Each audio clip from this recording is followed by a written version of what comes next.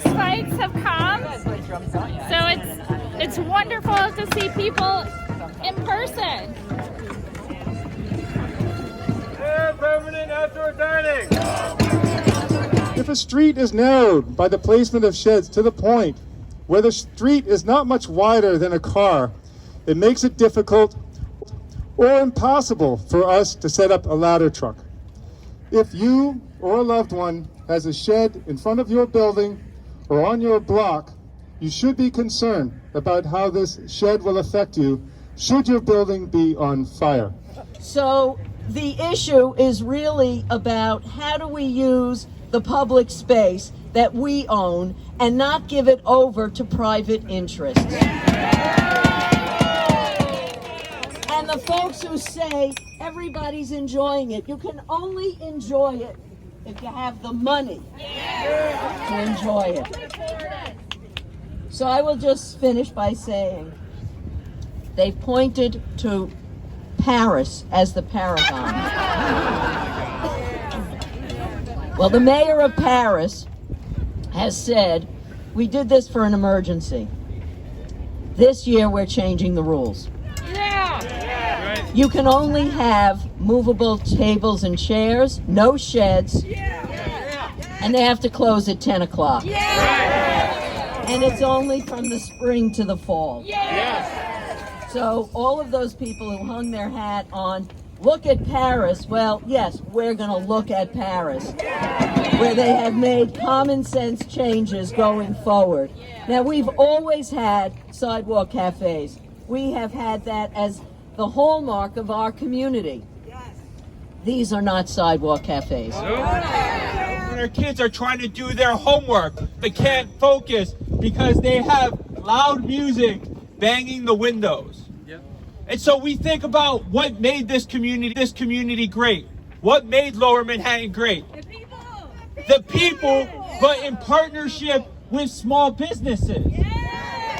And now we're seeing the same old trick by the real estate industry, by pitting two groups against each other, by telling restaurants, we'll give you additional space, we'll give you additional revenues. You got to make sure you cancel out your neighbors. You got to make sure that you have to work with special interests to make sure that they don't have a voice where they live. The small businesses that live in our community understand this. And that's why some of them are here opposing what their own industry is trying to do. And so this is why I'm happy to join you, our fearless assembly member, because there was a time and place for open restaurants. That time and place has gone. Ali has worked for years on community education issues. Most recently, she's been tireless and fierce, trying to defend the East River Park and the quality of life in her district. Ali, please. Thank you. As everyone knows, my name is Allie Ryan, and last year I campaigned to chuck the sheds as I ran for City Council to represent District 2. At this coming Tuesday City Council public hearing, I plan to testify against the open restaurant zoning text amendment and to call to terminate the open restaurants program because I believe it is no longer needed. It is time for New York City to regain its sidewalks and streets. Last year, I advocated for a public discussion about public space. But now, I want to call attention to keeping the city safe through streets and sidewalks. Today's political focus may be on public safety, specifically gun violence and subway safety. In addition to these issues, restaurant sheds make our public streets unsafe.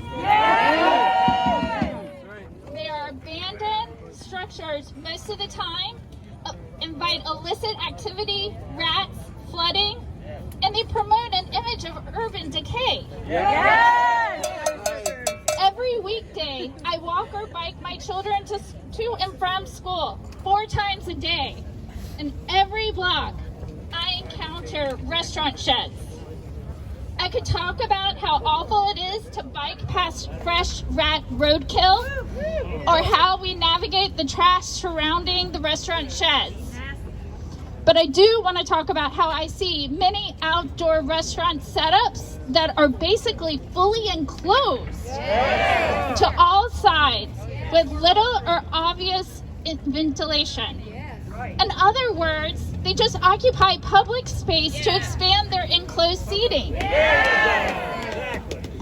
I thought the whole purpose of allowing restaurant sheds to occupy sidewalks and roadways was to allow them to offer their patrons a well-ventilated, open space that reduces the risk of getting COVID. And the majority of the restaurant sheds I encounter, it's just not so. Sidewalk dining was once a great privilege negotiated between local community boards and restaurant owners. It was a process. And it worked. All these restaurants are now would be eligible for outdoor dining with the DOT. Oh God! To imagine more sidewalks and roadways being given to restaurants does not seem like the right thing to do.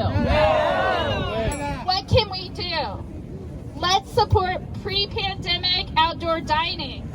Let's hold the city, not the DOT, accountable, because they're complicit in this mess. When will the city resume cleaning our streets every day to reduce the standing water, litter, and rats? So let's send a clear message to City Council and Mayor Eric Adams that they must put residents first and vote no on these bills.